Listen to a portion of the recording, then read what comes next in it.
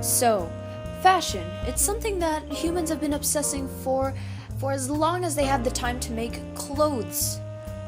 Over the years, humanity has watched fashion bloom into many different phases and into what it is today. So, let's take a small step back 100 years ago and work our way up to today to see what fashion was like.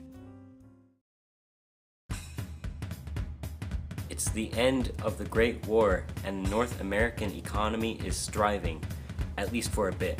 One set of ladies that seems to dominate everyone's mind when we think of the 20s is the flappers.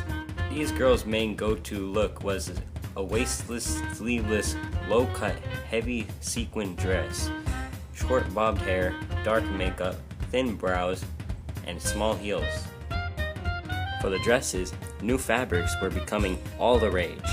Things like velvets and silks became very popular. You could see these gals smoking cigarettes and dancing the Charleston at nightclubs. People like Louise Brooks and Josephine Baker were some pretty good front runners to this trend. Feminism also had a great role to play in the 20s fashion game. Women started to wear more boyish clothes. Either they did not fit their waist and they made their womanly figure disappear, or they would wear trousers, manly shoes, blazers, and hats that were meant for men. Whatever they wore it with a rhetoric, and it really shook up the 20s. In the 30s, things started to calm once again, probably due to the Great Depression. Clothing started to become a lot more feminine again. High-waisted dresses with high necklines and small shoulder pads became popular. Women could match their gloves with handbags. They'd look a lot more sophisticated. That is, if they could afford it.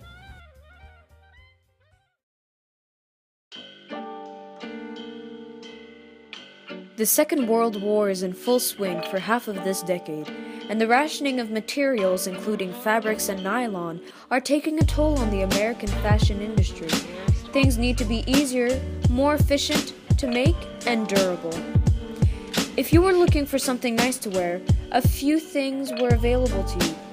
Gloves, usually black or white, were making a comeback. Big floppy hats and huge shoulder pads as well. The dresses had long skirts and clinched waists, basically femme fatale, a style that became popular in the movies and with stars like Rita Hayworth, Ginger Rogers, and Katharine Hepburn. Anita Colby rocked a more business look, with blazers and small hats. Finally, there was pinup models. They were the Playboy bunny girls of the 40s and 50s. People like Jinx Falkenberg and Betty Page were a good example of what pinup is.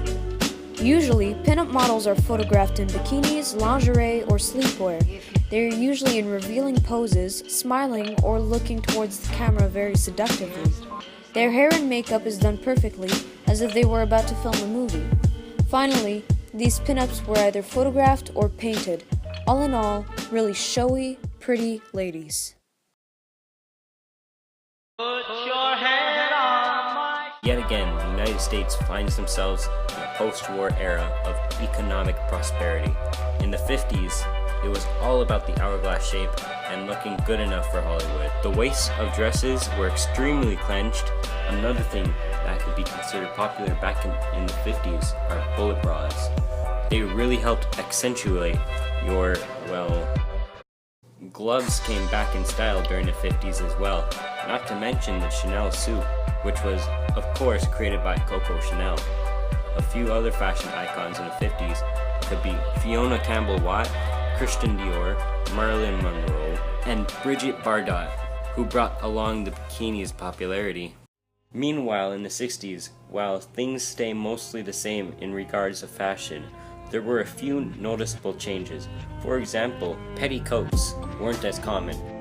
Many small accessories were being added to a women's wardrobe, like small hats, an accessory made popular by the one and only Jackie Kennedy herself. Dresses started having more and more bright geometric patterns. Cher wore these kinds of dresses. Other kinds of looks were becoming popular in the 60s, and the Tweeds set one of them off, with their waistless and more boyish dresses that ended right under the tush. The Vietnam War, feminism, and much more came heavily into play during this decade. To start, flower-powering peace bringers were all the rage. Joni Mitchell, Charlotte Rampling, and Margot Hemingway were some of the frontrunners of this hippie trend, styling long earth goddess hair, tie-dye, and long, flowy, and flowery dresses. If you weren't into the hipster look, you could go to another extreme and go for disco, with glittery trousers, platformers, and colorful prints. Following in the footsteps of Debbie Harry and Iman ought to lead you somewhere interesting. If one were to want a more everyday look, you can try and pull off something that Farrah Fawcett would wear, whether it be her clothing or her hairstyle.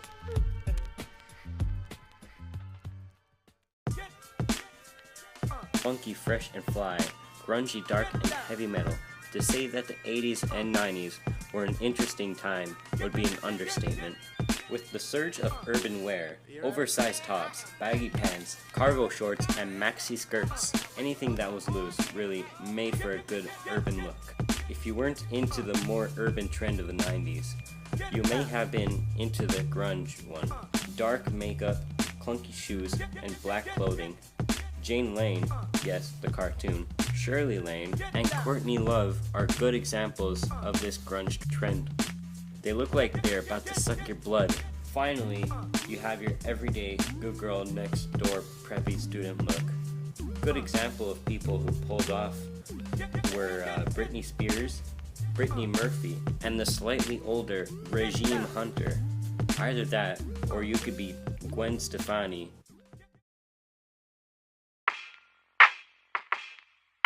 Here's an era we are probably all too familiar with. This is an era where teen pop stars ran the game in many different ways. First of all, you had the classic preppy teenage girls, the mean girl, Pretty in Pink.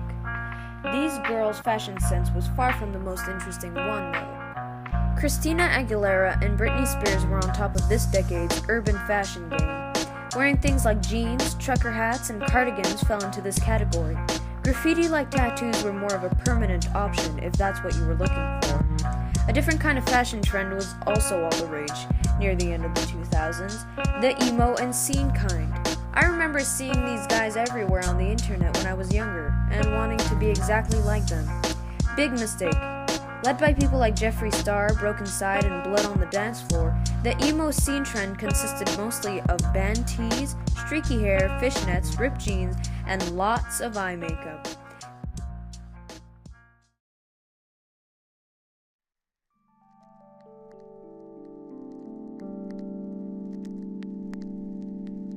All of this clothing talk leaves us with one final question.